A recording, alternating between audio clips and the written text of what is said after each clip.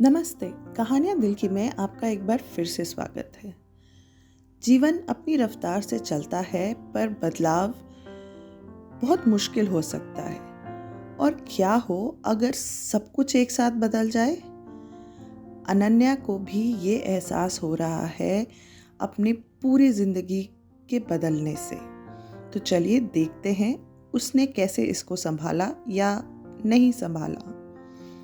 तो चलिए शुरू करते हैं आज की कहानी, बदलाव से संघर्ष। नए शहर में जाना एक रोमांचक यात्रा होनी चाहिए थी, लेकिन अनन्या के लिए ये ऐसा था जैसे वो डूब रही हो। मुंबई अपने भीड़ भाड़ वाले बाजारों, शोरगुल वाली सड़कों और कभी न थकने वाली दौड़ के साथ भारी लग रहा था।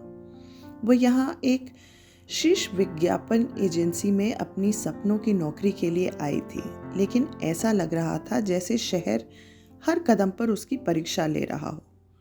हर सुबह अनन्या भीड़ भरी लोकल ट्रेन में ठूस ठूस कर सवार होती, अजनबियों से घिरी हुई लेकिन पूरी तरह अकेली महसूस करती। लोग हमेशा जल्दी में होते, उससे टकराकर बिना माफ़ी मांगे आगे बढ़ जाते, अगली ट्रेन या बस पकड़ने की होड़ में दौड़ते हुए। अपने छोटे से कस्बे में जहां हर कोई एक दूसरे को जानता था, अनन्या को अपनापन महसूस होता था। लेकिन यहाँ वो खुद को चेहरों के समुद्र में एक छोटे से बिंदु की तरह महसूस कर रही थी। लोग यहाँ कैसे जीते हैं, उसने सोचा। उसका दिल परिचित माहौल की तलाश में तड़प उठा। अनन्या का अपार्टमेंट पुरानी इमारत की चौथी मंजिल पर एक छोटा सा कमरा था। वो हमेशा शोर गुल से घिरी रहती थी। दीवारें इतनी पतली थीं कि वह अपने पड़ोसियों की झगड़े की आवाज़ें सुन सकती थी। माँ के हाथ के बने स्वादिष्ट खाने की आदि अनन्या के लिए खुद से खाना बनाना एक बड़ी चुनौती थी। एक शाम उसने दाल बनाने की कोशिश की, लेकिन जली हुई कढ़ाई और धुएं से भरे कमरे के साथ उसकी यह कोशिश समाप्त हुई। बहुत बढ़िया, बस बहुत बढ़िया, उसने बड़बड़ाते हुए अखबार से धुएं को हटाने की कोशिश की। उसकी आंखों में निराशा के आंसू उमड़ आए। मुझसे तो चाय भी नहीं बनती, यहाँ मैं कैसे जी पाऊंगी? जिस नौकरी के लिए वो इतनी उत्साहित थी, वो बिल्कुल वैसी नहीं थी जैसे उसने कल्पना की थी। उसके बॉस बहुत स्ट्रिक्ट थे, डेडलाइन हमेशा तंग रहती थी और उसके सहकर्मी इतने व्यस्त थे कि दोस्ती करने का समय ही नहीं था।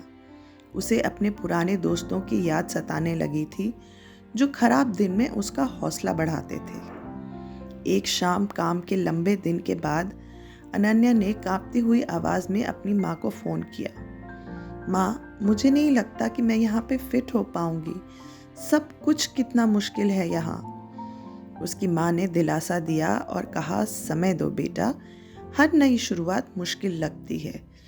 तुम जितना सोच रही हो उससे कहीं ज़्यादा मजबूत हो। लेकिन अनन्या को यकीन नहीं था। उसे लग रहा था जैसे हर चीज़ में असफल हो रही हो वो। एक बरसाती सुबह ट्रेन पकड़ने के लिए दौड़ते समय अनन्या गीले प्लेटफॉर्म पर फिसल गई। वो जोर से नीचे गिरने के लिए तैयार थी, लेकिन किसी ने समय रहते उसे पकड़ लिया। वो थी माया, घुंघराले बालों और चमकीली आंखों वाली हंसमुख लड़की। सावधान, ये प्लेटफॉर्म बहुत फिसलन भरे होते हैं, उसने हंसते हुए अनन्या को उठाया।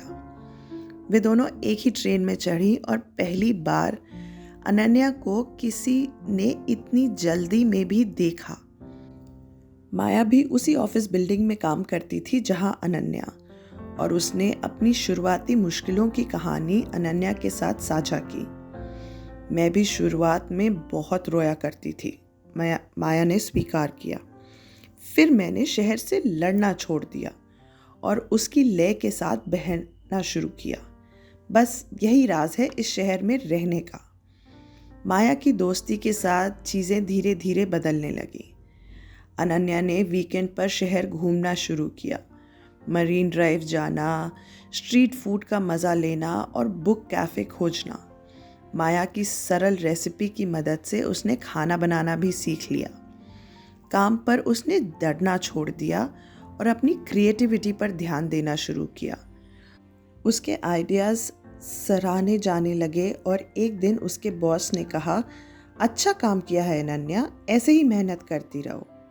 ये बहुत बड़ा नहीं था लेकिन उसके लिए काफ़ी था। वे धीरे धीरे अपनी जगह बनाने लगी थी।